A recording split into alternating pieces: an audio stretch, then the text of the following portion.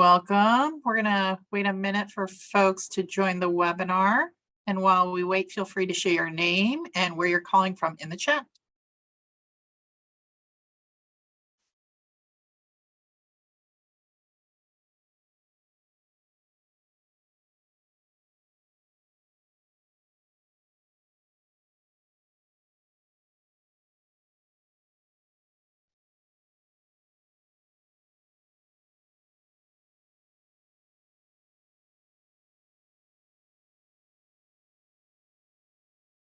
All right. I know we don't have a lot of time together today, so let's get started. So my name is Sonica Dillon, and I'm a senior researcher here at the American Institutes for Research, and I serve as the DAO partnership lead, which I will introduce a little bit later in the webinar. Most of my work focuses on supporting the evaluation and development of programs that foster positive learning environments, support educator development, and improve student well-being and learning. I'm joined by my colleague Liliana Carrera, who is a technical assistance consultant here at AIR and supports schools and districts in their efforts to improve equity. Prior to joining AIR, she was a former guidance counselor. I also want to take a moment to introduce you to the Regional Educational Laboratory, REL, Midwest. REL Midwest is part of a network of 10 labs funded by the Institute of Education Sciences, which is the research arm of the U.S. Department of Education. We work with educators in the Midwest to support the use of evidence and data to improve student outcomes. REL Midwest is managed by AIR. What you see here is our recording notice. I'll read through this slide, and if you have any questions or concerns, please do drop a comment in the chat and we'll do our best to respond. The American Institutes for Research allows for the recording of audio visuals, participants, and other information sent, verbalized, or utilized during business-related meetings. By joining a meeting, you automatically consent to such recordings. Any participant who prefers to participate via audio only should disable their video camera so only their audio will be captured. Video and/or audio recordings of any AIR sessions shall not be transmitted to an external third party without the permission of AIR. In addition, AIR does not permit participation in AIR meetings through the use of AI bots such as Otter AI or other AI platforms to record or transcribe conversations for AIR meetings, webinars, or virtual events in lieu of in-person attendance unless requested as a reasonable accommodation. Any participants who attempt to use AI software for meeting participation will be denied admission or their session will be terminated once it becomes apparent such software is in use. I'll also note that we will have live captioning available during our session today. And finally, a copy of the event recording will be archived on the REL Midwest website. Let's turn to the agenda. So what you see here is what we'll be covering today. First, we'll talk about kind of the student experience as it currently stands, how belonging might help support student engagement in school, and review some student-focused strategies that might help build belonging. We'll also take a moment to talk about 2 projects that are currently underway that support belonging. That includes Data-Informed Leadership for Equity, DIAL for short, and Making Equitable Schools Audit, MESA for short. Sorry, we don't have that acronym on the slide. And then finally, we'll have a couple minutes for question and answers. All right, jumping in. So next slide, please. So we know that schools across the nation are facing a number of challenges engaging students in school following the pandemic. Nearly 90% of public schools are reporting that the pandemic negatively impacted students' social belonging and behavioral development. And almost 75% of public schools have higher rates of chronic absenteeism now than they did before the pandemic. We also know that sadness has grown considerably over the last decade. According to the results of the Youth Risk Behavior Survey, depression and anxiety symptoms are notably higher for girls, and depression is typically higher for older children. I recommend that you review the CDC report, which will drop in the chat. It includes a wealth of information on issues related to student sexual behavior, substance use, violence, and mental health. So I know that was a quick overview, but I'd love to hear from you guys and see what resonates with you about what we're seeing in the field right now. Are your schools and districts experiencing some of the things that you see here on the poll? So decreases in student engagement, drops in student connection to peers, teachers, and schools, increases in behaviors that take students away from learning opportunities such as absenteeism and discipline. So please take a moment to select all the relevant responses.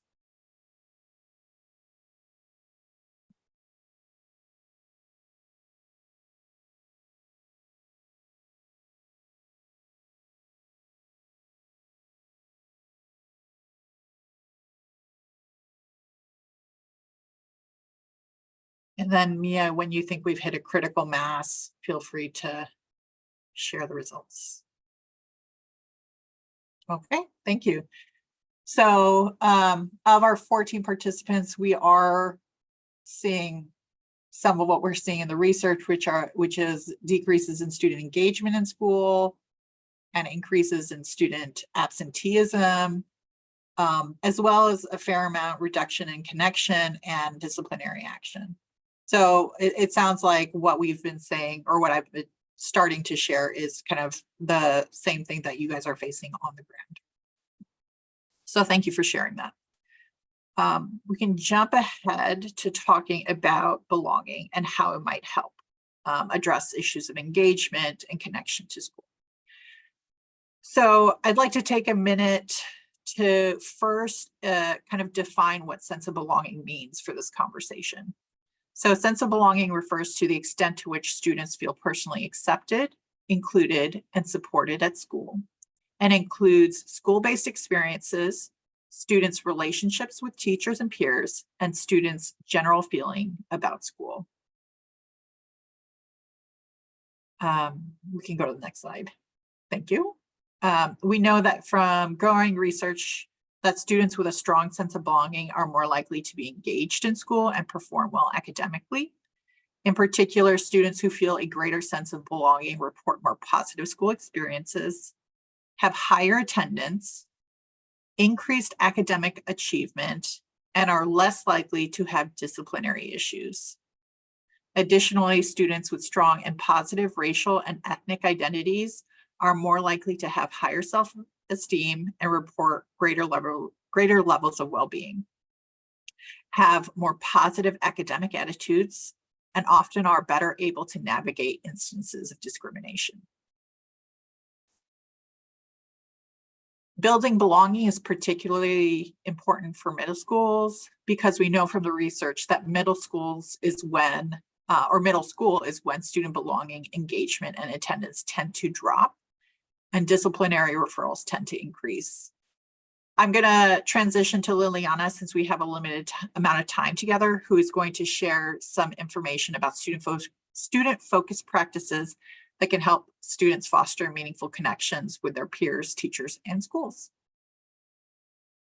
Thank you, Sonika. Yes, I think why you're all here is to really learn, well, what can we actually do about building a sense of belonging and creating these inclusive environments? And the first thing I'll share is that although researchers have really explored this, there's not really been a consensus in regards to the most effective practices in increasing student engagement and building sense of belonging. However, researchers have explored the types of student-focused practices that teachers could use to support student engagement in schools. And so we will actually be discussing some of these strategies today to really help and improve sense of belonging by nurturing relationships with students and creating student connections in school communities. On the screen, you'll see there are 5 promising strategies to improve student sense of belonging. Unfortunately, because we have such a limited time together today, we will only be talking and discussing a little bit closely on the highlighted 3 that you see on the screen, which is commit to building a caring classroom and school community, seek and leverage knowledge of student backgrounds, and promote and develop student agency over their school experiences. Again, not trying to dismiss the other two, really just trying to use our time as wisely as we can. Next slide. In the chat, as I go along with these strategies, I encourage you all to participate and maybe answer this question. As you learn about and we review these strategies, consider your most difficult to reach student that you've ever engaged with, or maybe that you're currently working with, and ask yourself, how could I utilize this strategy to nurture my relationship with this student and build this student's connection to the school community?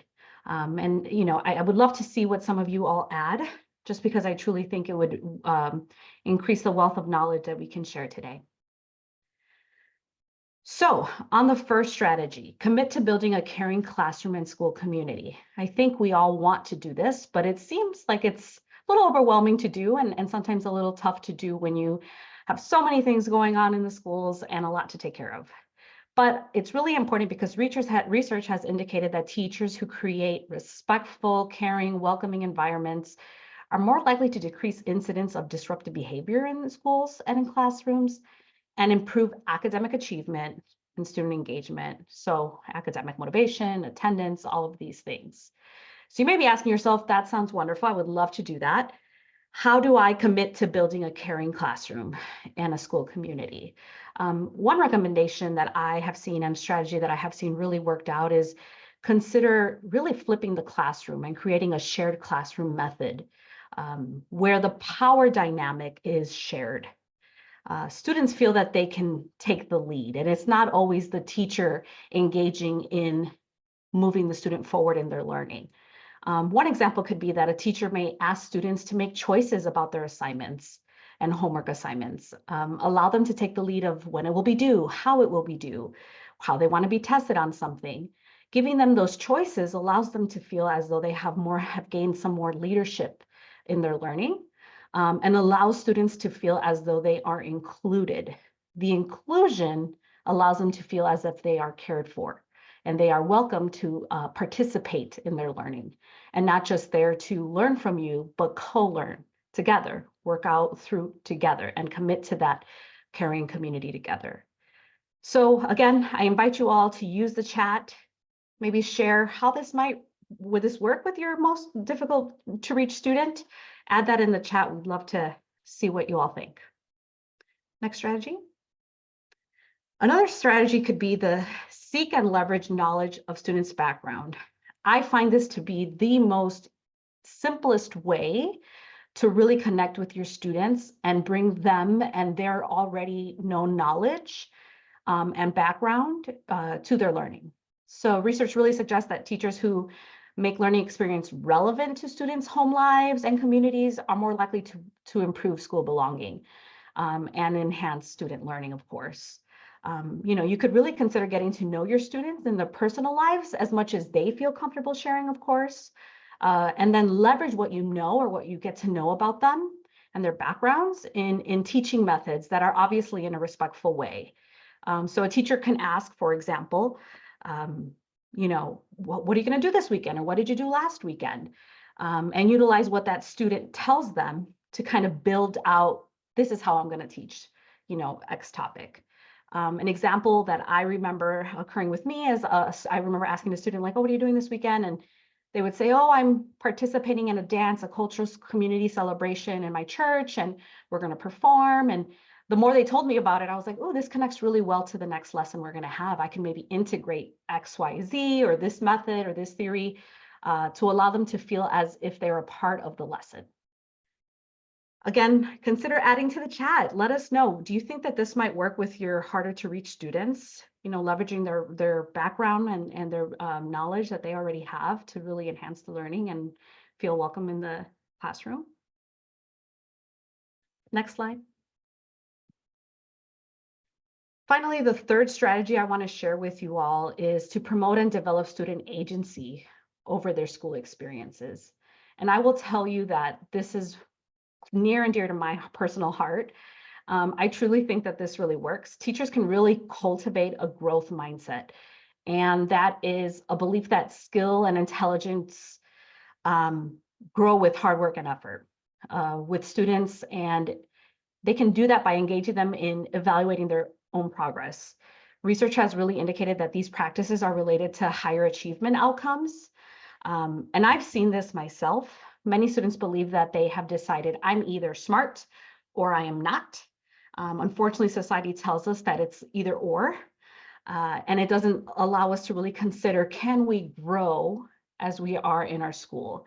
And many times students have a deficit lens depending on their environment, the people around them, the support they have at home or not. And students make a decision on what they believe they can learn pretty soon on at a younger age. And they do not see it as something they can gain. But teachers can really cultivate a different mindset. And, it's really asking just students to believe in themselves, to really be confident about the fact that they can learn something. It's okay to make a mistake. It's okay to learn from this. Students doubt themselves all the time. And so encouraging them and having positive talks with them to really allow students to tell themselves, yes, I can be successful in school. I can learn this. I am able to achieve this. It really adds to the agency that they will have in trying to learn, because they will say it is something I can achieve, so I'm going to try it, versus it's something I can't do, so why try? And students lose their agency in wanting to learn because of that negative mindset. I will add a personal example that I once had a counselor who told me, like, you will not go to college, you're not going to make it. And that really did not help provide that growth mindset in me. And it really negatively affected me until I started hearing from some teachers like, no, yes, you can. You definitely have what it takes. And that allowed me to really feel like I could be a part of the classroom. Please, in the chat, please add, do you think this might work with some of your harder to reach students? I would love to know. And before we transition, I do want to make sure, hopefully these strategies, some of them may work, or maybe you all are thinking, some of these, maybe I should do better. I do want to acknowledge the fact that I did mention a lot of what a teacher could do, but this isn't just a shift in the classroom. It is a shift that needs to occur in the entire school through administration and staff. They also have to be committed in encouraging these strategies in the classroom and outside of the classroom, because a lot of engagement already occurs outside of the classroom, peers with other peers, and really encouraging that is even more supportive of them growing their sense of belonging within the school community. So at this time, I'm going to have some resources be added to the chat. We have a blog that we have produced about sense of belonging. I think it'll give you some more information that you might find helpful, and also some resources of more strategies that you all could try and truly improve sense of belonging. And I'll hand it over to Sonika. Thank you, Liliana. I'm going to take a moment to share 2 projects that we're currently working on that are related to belonging or fostering belonging. So we can jump to the next slide. So the first one I'm going to describe is DIAL. So DIAL stands for Data Informed Leadership for Equity. Our approach was designed to help schools create environments that are welcoming for all students by leveraging student-focused practices. So some of the things that Liliana shared, and data. Our approach is designed to help educators use data to identify disparities in student belonging and engagement in school, as well as examine the policies, practices, and initiatives that might be influencing student experiences, and develop and monitor strategies used to foster meaningful, equitable change in schools backed by data. The DIAL approach includes 3 main components. I'm going to jump around the slide a little bit. So ABM, which stands for action-based monitoring. ABM uses adaptive data analysis and reporting to monitor student sense of belonging and engagement over time. These alerts provide schools information about their anticipated attendance and disciplinary action rates, and what they'll be at the end of the year if the adults in the building take no action to mitigate those or change those or support those in some meaningful way. These alerts can be used in combination with our taking action protocol to document, implement, and monitor the strategies used to improve student belonging and reduce events that take students away from learning opportunities. Our training and coaching includes a couple of pieces. So we have a student-focused practices training, which is designed to build educator knowledge of the relationship between sense of belonging and engagement in school and support their capacity development to use student-focused practices to improve belonging. We also have a shorter dial training, which builds school leader and staff skills to interpret and act upon those ABM alerts. And then finally, we also have coaching sessions, which are designed to provide customized support for the implementation of the dial approach. I'd like to say that if you're looking for an approach to support student well-being and equity in middle schools, please do reach out. There's no direct cost to implement, and we're happy to share additional information with you to help you decide whether this is a good fit. I think my colleague might have dropped my contact information in the chat. Please, again, do feel free to reach out. We're happy to chat and provide more information. And then I'd also like to introduce you to MESA. So for those participants who are interested in addressing student engagement and belonging in high school, MESA, which stands for Making Equitable Schools Audit, helps high schools dig into their own data through a collaborative equity audit session, identify areas of inequity related to discipline, support, and safety, and develop a plan to address the gaps. If you're interested in learning more, please visit the MESA webpage, which will be dropped, and or email my colleague, Melissa Yisak. I think that brings us to the end. We know that this is short and fast, but we do want to kind of create some space for question and answers. So if folks have any, we're happy to answer this.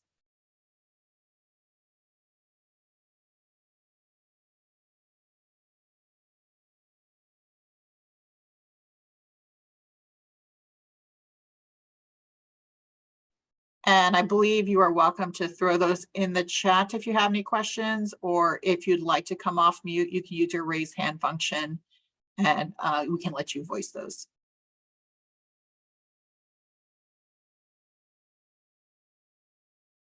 And Jenny, yes, we can email resources after the call.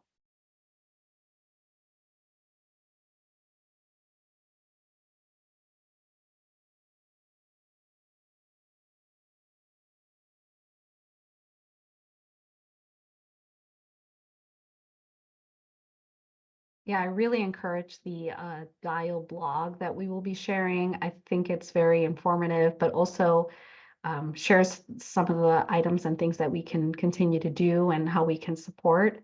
And then the resources are wonderful. I think the resource that we're going to share out has some other strategies that might be helpful as well.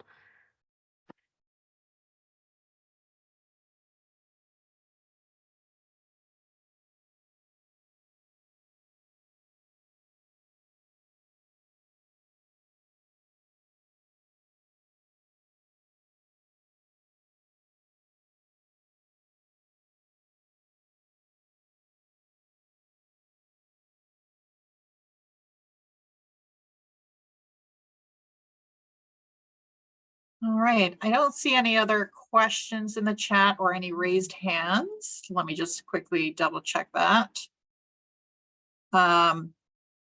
So we don't need to keep you if you don't have any additional questions. Thank you for taking a moment to join us today. Again, you can see on our screen here my contact information to learn more about DIAL, and or if you're interested in MESA for high schools, we have the contact information there. You can also use that DIAL email address if you have any questions about sense of belonging. Liliana and I both have access to that mailbox, and we're happy to address any questions as they come up. So thank you again. We really appreciate the time and effort that you made to come join us today. And I hope you all have a lovely rest of your afternoon.